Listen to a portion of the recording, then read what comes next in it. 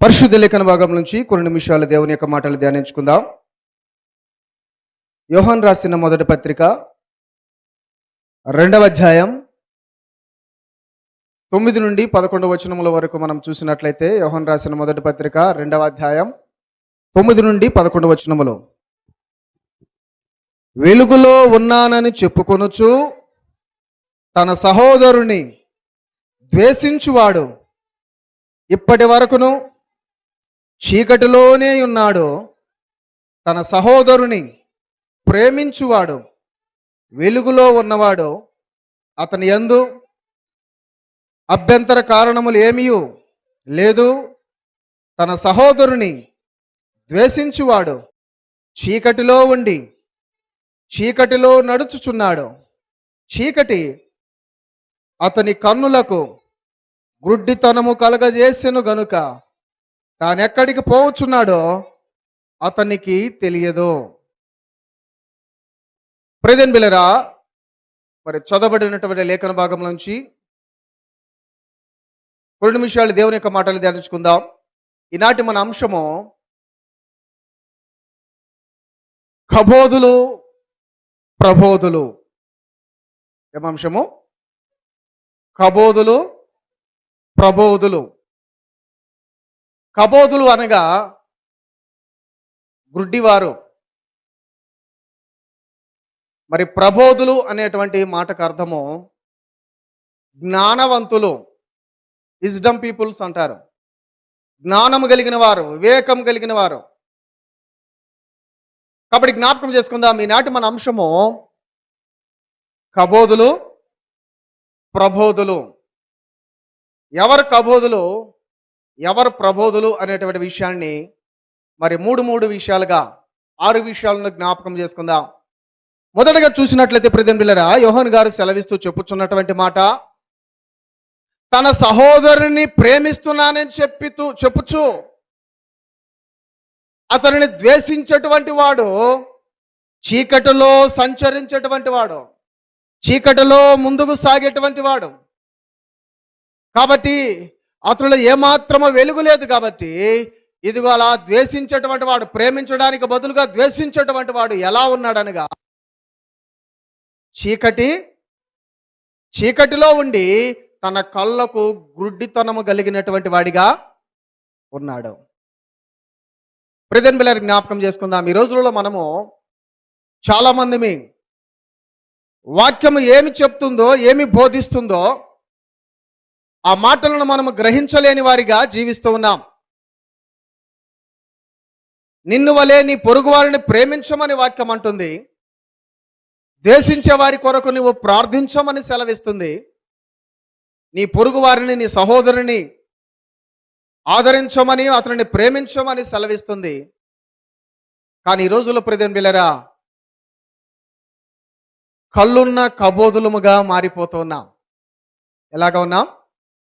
కళ్ళుండి కబోదులం, కళ్ళున్న గుడ్డివారముగా మారిపోతున్నాం. కారణం ఏంటంటే, తన సహోదరుని ప్రేమించడానికి బదులుగా ద్వేషిస్తూ, దూషిస్తూ, ఇష్టానుసారముగా ప్రవర్తించేటువంటి వారు ఎవరైనా సరే వారు కళ్ళున్నటువంటి కబోదులు.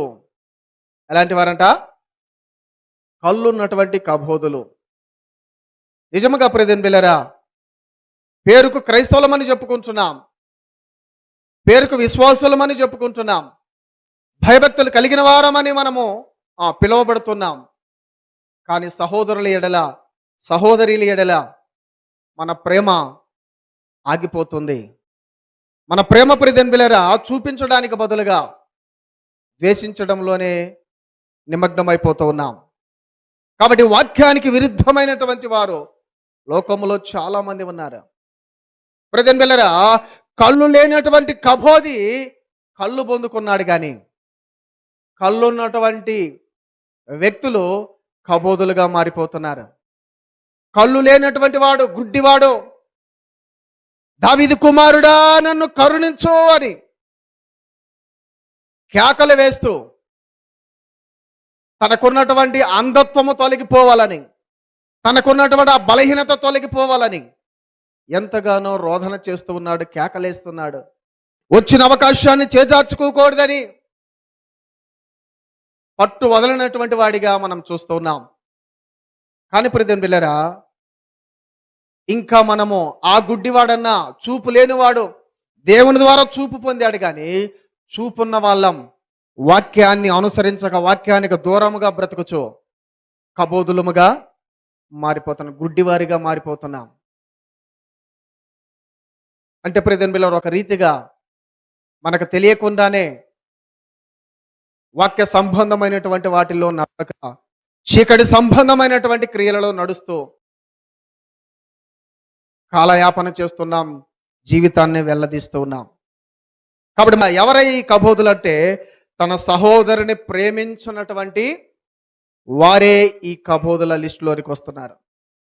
తన సహోదరుని ప్రేమించడానికి బదులుగా ద్వేషిస్తూ దూషిస్తూ బ్రతికేటువంటి వారే గుడ్డివారు అంటూ ప్రతినిధులరా అపోస్తులుడైనటువంటి మరి యోహాను గారు చాలా స్పష్టంగా సెలవిస్తూ చెప్పుచూ ఉన్నాడు.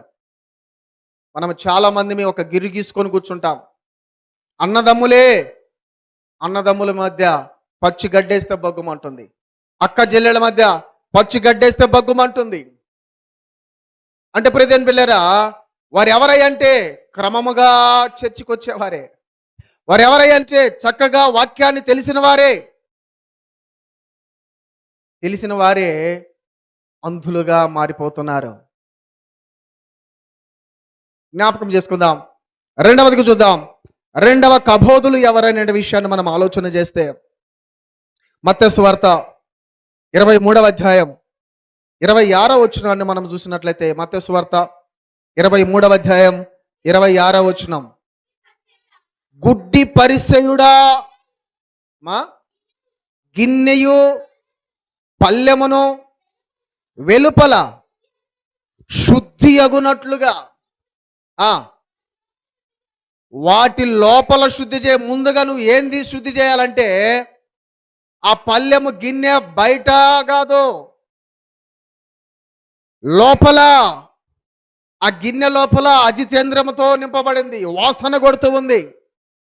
యేసుక్రీస్తు వారు ప్రియమైన బిడ్డలారా పరిసయ్యుని గురించి హెచ్చరిక చేస్తూ సెలవిస్తూ చెప్పుచున్నటువంటి మాట, ఓ గుడ్డి పరిసయ్యుడా అంటూ ఉన్నాడు.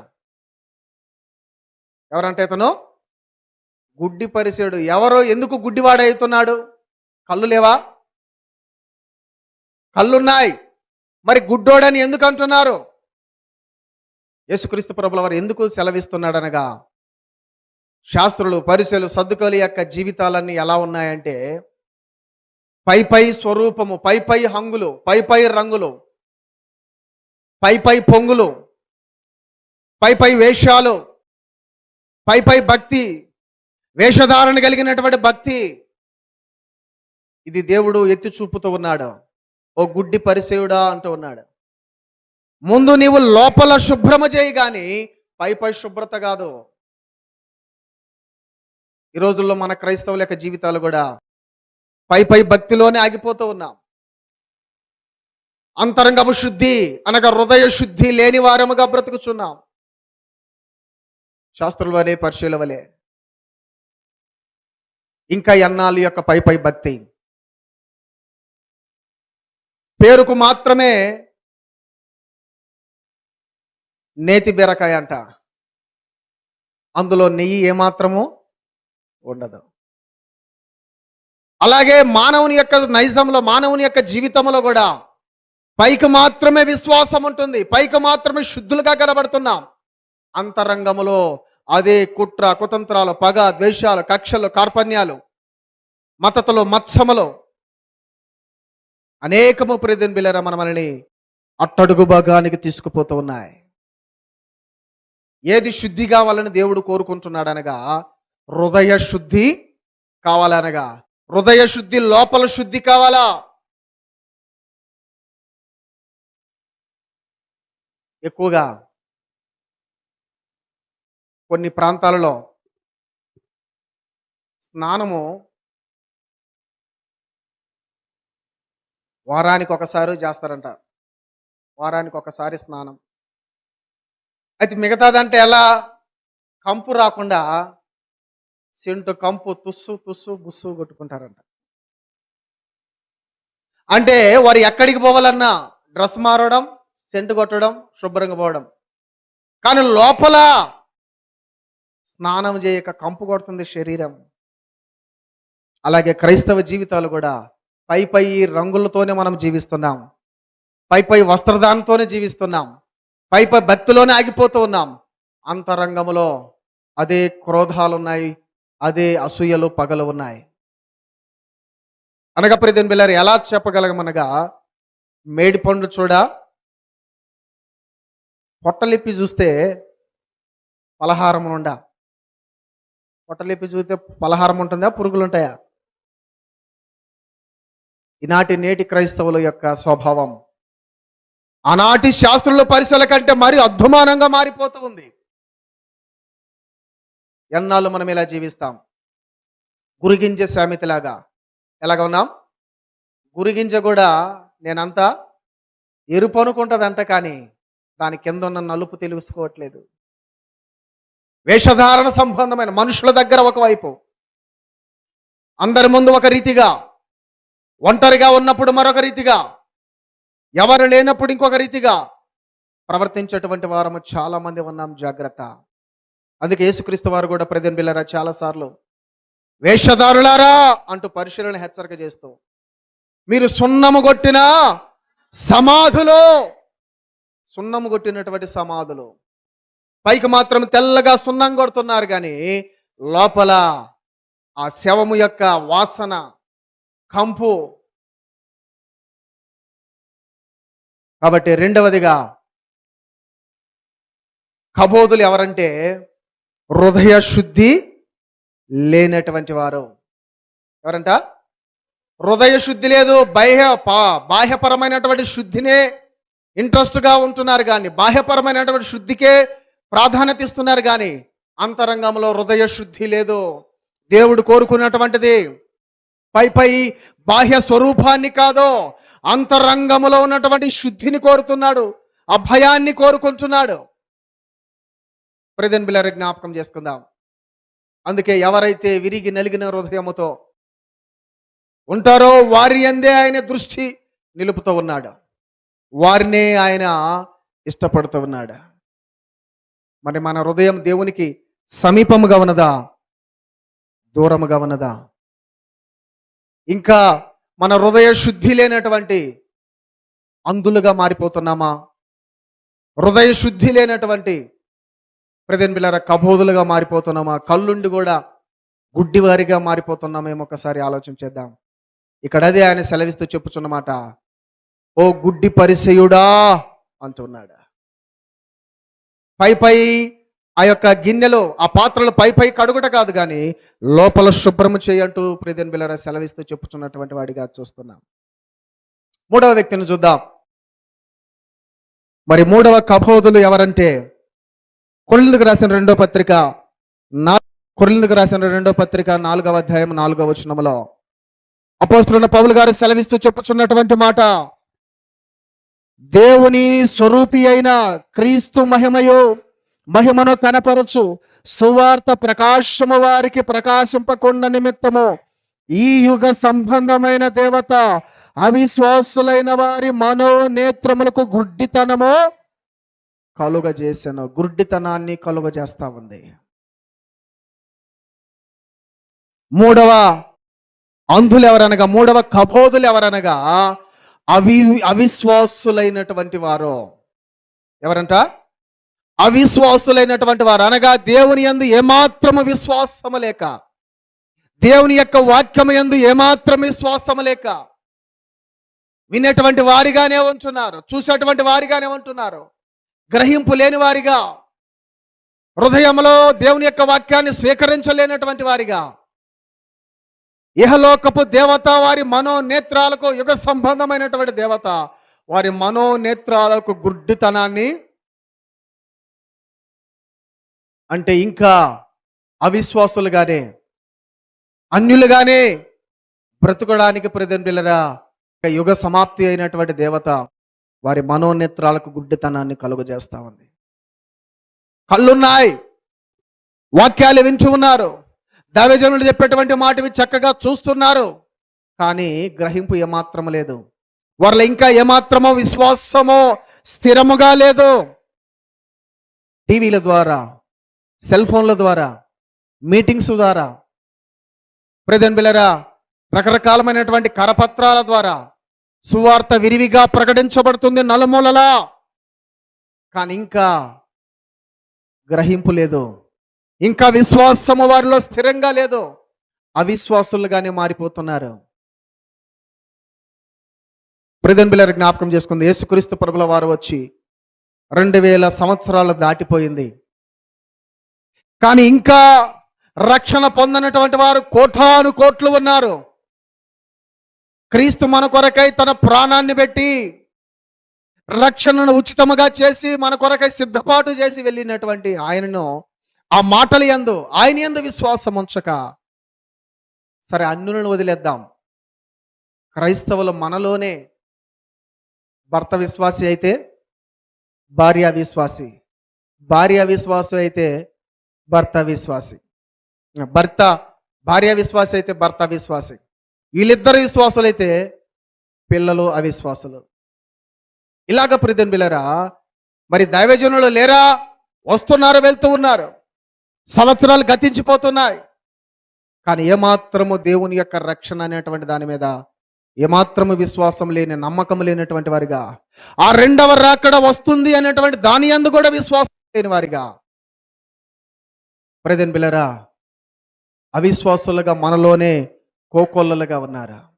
కాబట్టి వీళ్ళు ఎలాంటి వారంటే, వీళ్ళ మీద పెత్తనం ఎవరు చేస్తున్నారంటే యుగ సంబంధమైనటువంటి దేవత వారి మనోనేత్రాలకు కళ్ళు తెరవకుండా మూసుకొని పోయేటువంటి వారు. ఇంకా ఏముందిలే, ఇంకా ఏం కాదులే, దేవుని రాకడ ఇంకా రాలేదులే అనేటువంటి రీతిగా ప్రవర్తిస్తూ, వాక్యాన్ని తృణీకరిస్తూ ప్రవర్తిస్తున్నటువంటి వారు చాలామంది ఉన్నారు. సోదరి సహోదరుడి జ్ఞాపకం చేసుకుందాం. మరి మనము ఈ 3 రకాలమైనటువంటి కబోదులముగా ఉన్నామేమో ఒకసారి ఆలోచన చేద్దాం. మొదటిగా, సహోదరుని ప్రేమించినటువంటి వాడు కబోది, అంటే కళ్ళున్నటువంటి గుడ్డివాడు. రెండవదిగా, హృదయ శుద్ధి లేనివారు కబోది, అంటే కళ్ళున్న గుడ్డివాడు. మూడవదిగా, అవిశ్వాసులైనటువంటి వారు కళ్ళున్న గుడ్డివారు. మరి మనం కబోదులుగా ఉందామా లేక ప్రబోధులుగా ఉందామా? ప్రబోధులు అంటే జ్ఞానవంతులు. ఎవరి ప్రబోధులు అనే విషయాన్ని కూడా చూద్దాం. లూకాసు వార్త 7వ అధ్యాయం 1 నుండి 5 వచనాలు మనం చూసినట్లయితే, లూకాసు వార్త 7వ అధ్యాయం 1 నుండి 5 వచనాలు. ఆయన తన మాటలన్నీ ప్రజలకు సంపూర్తిగా వినిపించిన తర్వాత కపెర్నహూములోనికి వచ్చెను. ఒక శతాధిపతికి ప్రియుడైన దాసుడు ఒకడు రోగి అయి చావ సిద్ధమై ఉండెను.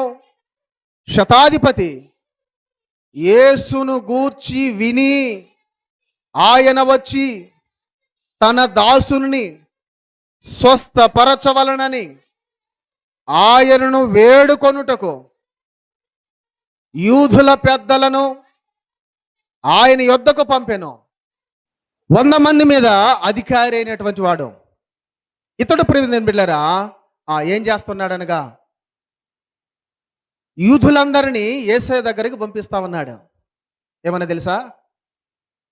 యూదులారా, ఓ మత పెద్దలారా, మీరు వెళ్ళి మీ యేసయ్యను బతిములాడుకొనండి, మీ యేసయ్యను నా దగ్గరికి తీసుకురండి. ఎందుకనగా నా దగ్గర పనిచేసేటువంటి ఒక సేవకుడు రోగి అయి ఉన్నాడు.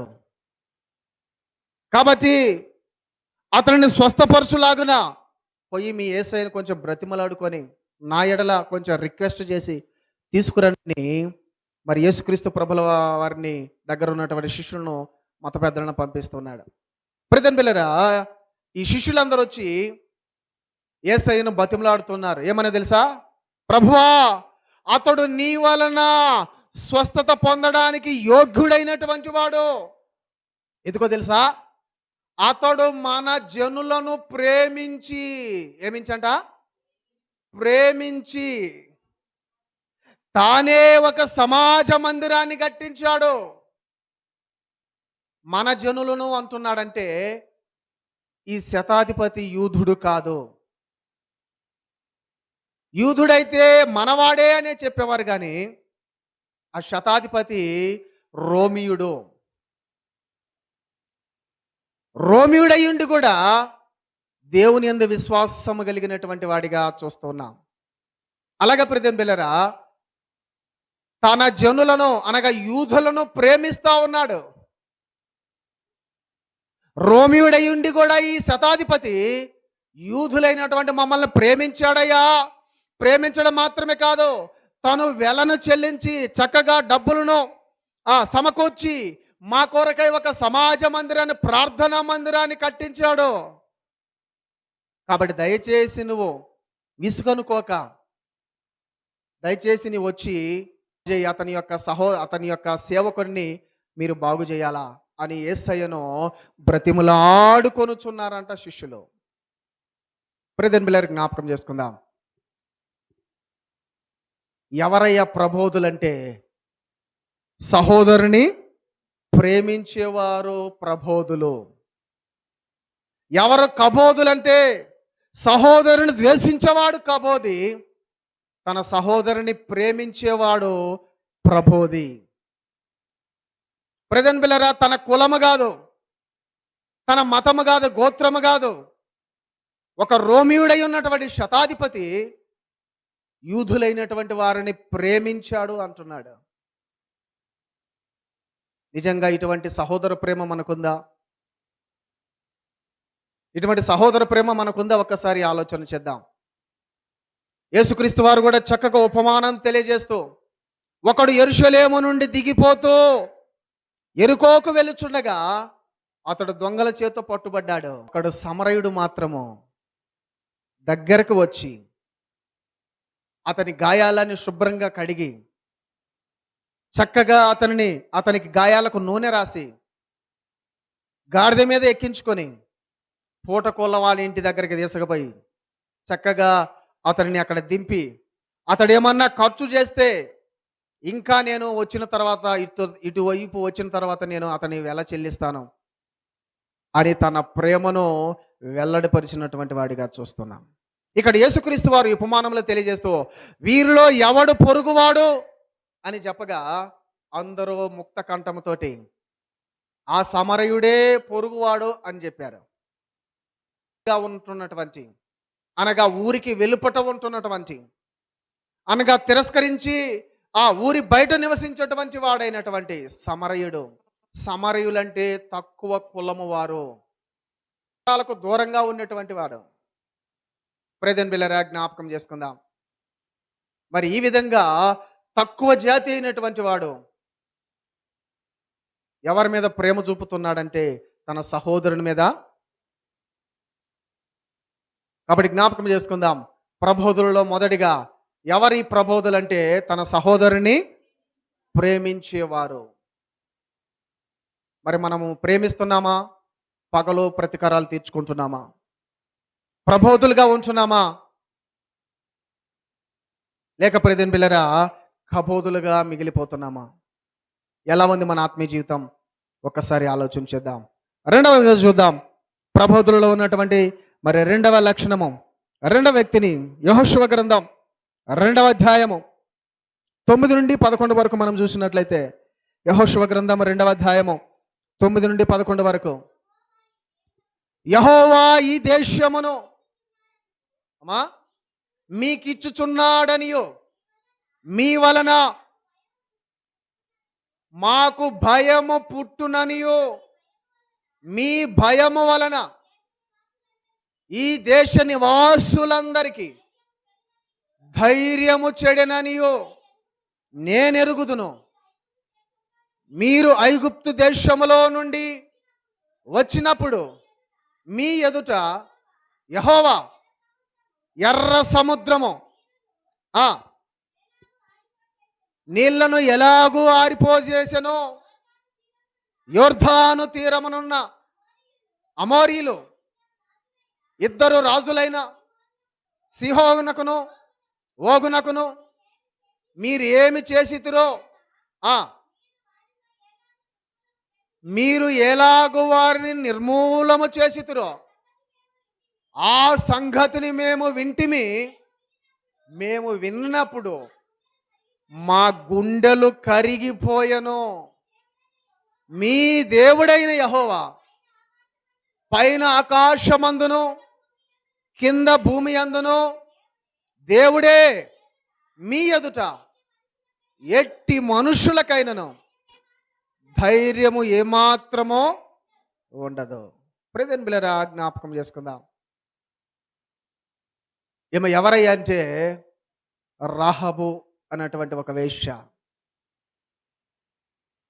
శరీరపరకమైనటువంటి పాపాన్ని చేస్తుంది, కానీ తన దేహము ద్వారా డబ్బును సంపాదించుకుంటుందే. కానీ ఎప్పుడైతే యెహోషువ పంపించినటువంటి వేగుల వారిని కాపాడిన తర్వాత ఆ వేగుల వారితో మాట్లాడుతున్నటువంటి మాటలు ప్రియమైన బిడ్డలారా మనకు చాలా ఆశ్చర్యం. మీ దేవుడైనటువంటి యెహోవా అంటుంది. మీ దేవుడైనటువంటి యెహోవా ఏ విధంగా ఐగుప్తు నుండి మిమ్మల్ని విడుదల చేశాడో మేము వినగా మా హృదయాలు కరిగిపోతున్నాయి. మా హృదయాల్లో ఒక రీతిగా రైళ్లు పరిగెడతా ఉన్నాయి. భయము పుట్టుకొస్తా ఉంది. ఏ విధంగా మీ శత్రు రాజులైనటువంటి సిగోగును ఓగును ఏ విధంగా హతమార్చాడో ఆ విషయాలను మేము చూస్తూ ఉంటే వింటా ఉంటే మాకొక్కసారిగా భయము పుడతా ఉందయ్యా. మీ దేవుడే ఆకాశం అందే గాని భూమి అందే గాని మీ దేవుడే శక్తి కలిగినటువంటి వాడు అంటూ ప్రియమైన బిడ్డలారా తన హృదయములో దేవునికి స్థానాన్ని ఇస్తున్నటువంటి స్త్రీగా మనం ఇక్కడ చూస్తున్నాం. తన బ్రతుకు పాడు బ్రతికే, తన యొక్క ఆ కులము గోత్రము మతము వేరైనటువంటిదే, అన్యులైనటువంటిది ఈమె జీవము కలిగినటువంటి దేవుని గురించి విని ప్రియమైన బిడ్డలారా తన హృదయములో భయము పుట్టుతుందంటే దేవుని మాటలు వినుట ద్వారా ఆమెలో విశ్వాసం కలిగింది. విశ్వాసము ద్వారా ఆమెలో ప్రియమైన బిడ్డలారా ఆ నమ్మకము కలిగింది. విశ్వాసము ద్వారా దేవుని యందు నమ్మకం కలిగి దేవునిలో ముందుకు సాగాలనేటువంటి ఆలోచన రేకెత్తింది. కాబట్టి జ్ఞాపకం చేసుకుందాం. రెండవదిగా ప్రబోధులు ఎవరంటే హృదయములో దేవుని భయము కలిగిన వారు. ఎవరంట? హృదయములో దేవుని భయము కలిగిన వారు ప్రబోధులుగా ఉన్నారు, జ్ఞానులుగా ఉన్నారు, జ్ఞానవంతులుగా ఉన్నారు. నిజంగా మనకు దేవుని భయం ఉన్నదా? ఒకసారి ఆలోచన చేద్దాం. ఒక ఆయన అంటాడంట, Christianity is a good but Christians are not good అన్నాడంట. అంటే క్రైస్తవత్వము మంచిదే, కానీ క్రైస్తవులే మంచోళ్ళు కాదు. ఎందుకు మంచోళ్ళు కాదంటే మనలో భయం లేదు, దేవుని భయం లేదు, వాక్య భయం లేదు, దేవుని కట్టడలన్నా ఆజ్ఞలన్నా ఏమాత్రమో భయము బెరుకులేని వారముగా ప్రియమైన బిడ్డలారా జీవిస్తున్నాం. అందుకే వారు వీరవుతున్నారు, వీరు వారవుతున్నారు. క్రైస్తవులు ఇంకా క్రమక్రమేణా దిగజారిపోతూ ఉన్నారు, అన్యులు ఇంకా దేవునిలోనికి ముందుకు సాగుతూ ఉన్నారు. కారణం ఏంద్రే అంటే మనలో ఏమి లేదని ఆలోచన చేస్తే దేవుని భయం ఏమాత్రము, మందిరమన్నా భయం లేదు, ఆ మందిరములో సేవ చేస్తున్న సేవకుడన్నా భయం లేదు, దేవుని వాక్యమన్నా భయం లేదు, సంఘ పెద్దలన్నా భయం లేదు. ఇష్టానుసారమైనటువంటి బ్రతుకులు బ్రతుకుచున్నాం, నామకవాసిగా బ్రతుకుతున్నాము, నామకార్థ క్రైస్తవులుగా జీవిస్తున్నాం. ఈమె అన్యురాలైనా కానీ దేవుని మాట వినగా తన బ్రతుకు పాడు బ్రతుకులో జీవిస్తున్నా కానీ తన హృదయములో మాత్రం దేవునికి స్థానాన్ని ఇచ్చింది. తన బ్రతుకులో దేవునికి ఆస్కారాన్ని ఇచ్చింది, అవకాశాన్ని ఇచ్చింది. మరి ఎన్ని సంవత్సరాలు నువ్వు దేవుని యొక్క వాక్యాన్ని వింటున్నావు, దేవుని మందిరానికి వస్తున్నావు, కానీ ఏమాత్రమన్నా దేవుని యందు భయం ఉందా, నీకు భక్తి ఉందా? ఒక్కసారి ఆలోచన చేద్దాం. ఎలా ఉంది మన ఆత్మీయ జీవితం? ఎలా ఉంది మన భక్తి జీవితం? ఆలోచన చేద్దాం. కాబట్టి రెండవదిగా ఆ ప్రబోధులు ఎవరంట? హృదయములో దేవుని భయము కలిగిన వారు. మూడవదిగా చూద్దాం. మత్తయి సువార్త 15వ అధ్యాయం 28వ వచనం. మత్తయి సువార్త 15వ అధ్యాయం 28వ వచనం. అందుకు యేసు, అమ్మా నీ విశ్వాసము గొప్పది, నీవు కోరినట్టే నీకు అగునుగాక ఆమెతో చెప్పెను. ఆ గడియలోనే ఆమె కుమార్తె స్వస్థత పొందెను. ఎవరయ్యా ఏమా అనే విషయాన్ని మనం ఆలోచన చేస్తే 21వ వచనం నుండి మనం చూసినట్లయితే, యేసు అచ్చట నుండి బయలుదేరి తూరు సీదోనుల ప్రాంతములకు వెళ్ళగా, ఇదిగో ఆ ప్రాంతముల నుండి కానాను స్త్రీ ఒకటి వచ్చి. ఎవరంట ఈ స్త్రీ? కనాను స్త్రీ. ప్రెజెంట్ పిల్లల జ్ఞాపకం చేసుకుందాం. అనగా ఆ యూదులు కానటువంటి వారు కనానీయులు, అన్యురాలు, దేవుని ఎరగనటువంటి ఆమె ఒక కనానురాలు ఆయన దగ్గరికి వచ్చి ఆయనతో బ్రతిమలాడుతా ఉందంట. బోధకుడా, యేసు, నా కుమార్తెకు దయ్యం పట్టింది. ఏం పట్టిందట? నా కుమార్తెకు దయ్యం పట్టింది, దయచేసి వచ్చి బాగు చేయవా, దయచేసి వచ్చి బాగు చేయవా అంటూ కేకలేస్తా ఉందంట. మామూలుగా కాదు, కేకలేస్తా ఉందంట. చదవండి. అందుకాయన ఆమెతో ఒక్క మాట అయినను చెప్పలేదు. అప్పుడు ఆయన శిష్యులు వచ్చి, ఈమె మన వెంబడి వచ్చి కేకలు వేయుచున్నదని గనుక ఈమెను పంపివేయుమని ఆయనను వేడుకొనగా, ఆయన ఇశ్రాయేలీయుల వారే నశించిన గొర్రెల యొద్దకే గాని మరి ఎవని యొద్దకు నేను పంపబడలేదు అంటున్నాడు. శిష్యులు అంటున్నారు యేసయ్యతో, ప్రభువా, ఈమె గోల మనం తట్టుకోలేకపోతున్నాం, గోల చేస్తుంది, అల్లరి చేస్తుంది, త్వరగా ఏమైనా పంపించేయి అంటుంటే యేసయ్య అంటున్నాడంట, ఇశ్రాయేలు యొద్దకే గాని నన్ను పంపించింది దేవుడు, మరి ఎవరి దగ్గరికి పంపలేదు అని సెలవిస్తున్నాడు. అంటే దాని అర్థం మనం ఇక్కడ, అంటే యేసు ప్రభువుల వారు కూడా ఇక్కడ వ్యత్యాసాన్ని చూపుతున్నాడా? యేసు ప్రభువుల వారు కూడా యూదులు యూదేతరులు అనేటువంటి తారతమ్యాలు, భేదాభిప్రాయాలు ఏమైనా కలిగి ఉన్నాడా? కదా, వీరిని ఏమన్నా కలిగి ఉన్నాడా అనే విషయాన్ని మనం ఆలోచన చేస్తే అలా ఏమి కాదు. అర్థమైందా? ఆయనకు ఆమెలో ఉన్నటువంటి విశ్వాసం ఎంత మాత్రమో చూద్దామని కొంచెము ఆలస్యం చేస్తా ఉన్నాడు, కొంచెం వేచి చూస్తా ఉన్నాడు. ఆమె అన్యురాలే, కనానీయురాలే, కానీ ఈమెలో ఉన్నటువంటి గొప్ప విశ్వాసాన్ని అక్కడ ఉన్నటువంటి ప్రజలకును యూదులకును వ్యక్తపరచడానికి, బయలుపరచడానికి ఇంకా ఆయన కొంచెం అలాగా ఆమెతోటి మాట్లాడుతూ ఉన్నాడంట, సంభాషణ చేస్తా ఉన్నాడంట. ఆయనను ఆమె వచ్చి ఆయనకు మ్రొక్కి, ప్రభువా నాకు సహాయము చేయమని అడిగను. అందుకాయన పిల్లల రొట్టెను తీసుకొని కుక్క పిల్లలకు వేయుట యుక్తమో కాదని చెప్పగా. ప్రేదన్ పిల్లల జ్ఞాపకం చేసుకుందాం. యేసుక్రీస్తు వారు ఇంకా రెండో మాట అంటున్నాడు. మొదటేమో ఇశ్రాయేలును కాకుండా మీ దగ్గరికి నేను రావడం అది ఎంత మాత్రం తగునా అనే రీతిగా మాట్లాడి, రెండవదిగా పిల్లల దగ్గర ఉన్నటువంటి రొట్టెని తీసుకొని కుక్క పిల్లలకు వేయట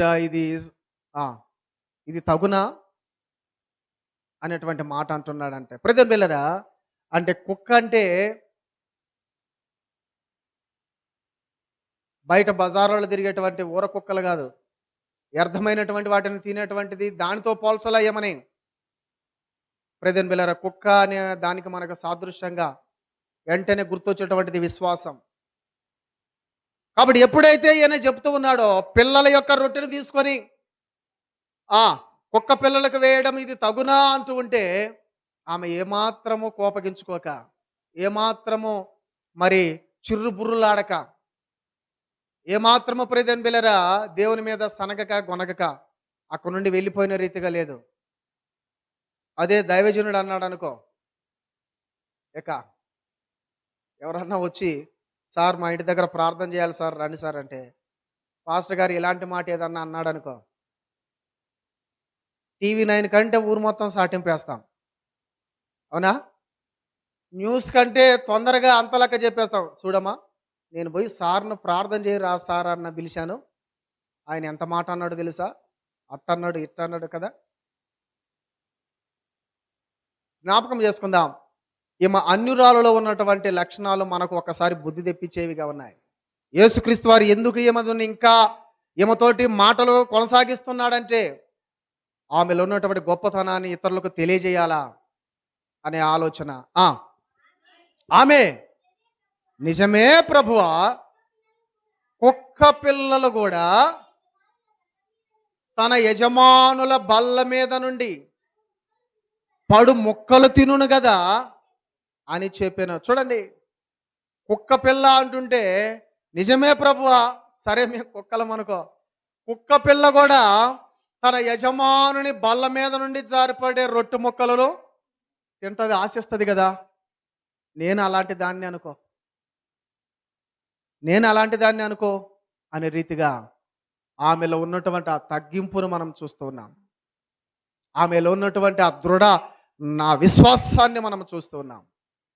ప్రెదెన్ బిళ్ళర జ్ఞాపకం చేసుకుందాం, నిజంగా మనకు అటువంటి విశ్వాసం ఉన్నదా ఒక్కసారి ఆలోచన చేద్దాం. క్రింది భాగంలో యేసయ్య అంటాడు అన్నమాట. అందుకు యేసు, అమ్మా నీ విశ్వాసము గొప్పది, నీవు కోరినట్లే నీకు అగునుగాక అని చెప్పాను. ఏమా అమ్మా నీ విశ్వాసమే గొప్పదన్నాడా అల్పమన్నాడా? ఒక అన్యురాలులో ఉన్నటువంటి గొప్ప విశ్వాసం. జ్ఞాపకం చేసుకుందాం ప్రెదెన్ బిళ్ళర. మూడవదిగా ఎవరి ప్రబోధులంటే గొప్ప విశ్వాసము కలిగిన వారి యొక్క ప్రబోధుల యొక్క జీవితాలను మనం చూస్తున్నాం. గొప్ప విశ్వాసము గలవారే ఈ ప్రబోధులు, జ్ఞానము కలిగిన వారు, జ్ఞానాన్ని బోధించేవారు. ఓకేనా? 3 రకాలమైనటువంటి విషయాలు మనం చూస్తున్నాం. ప్రబోధులు ఎవరంట? ప్రబోధులు సహోదరుని ప్రేమించేవాడు ప్రబోధుడు, హృదయములో దేవుని భయము కలిగిన వారు ప్రబోధులు, గొప్ప విశ్వాసము కలిగిన వారు ప్రబోధులు. మరి కబోధులు ఎవరు? సహోదరుని ద్వేషించేవాడు కబోధి అంటే గుడ్డివాడు, హృదయ శుద్ధి లేనివారు కబోధులు. మూడవదిగా అవిశ్వాసులైన వారు కబోధులు అంటే గుడ్డివారు. మరి నీవు కబోధివా ప్రబోధివా? ఒక్కసారి ఆలోచన చేద్దాం. మనము ప్రబోధులం అనుకుంటున్నాం కానీ కబోధులమే.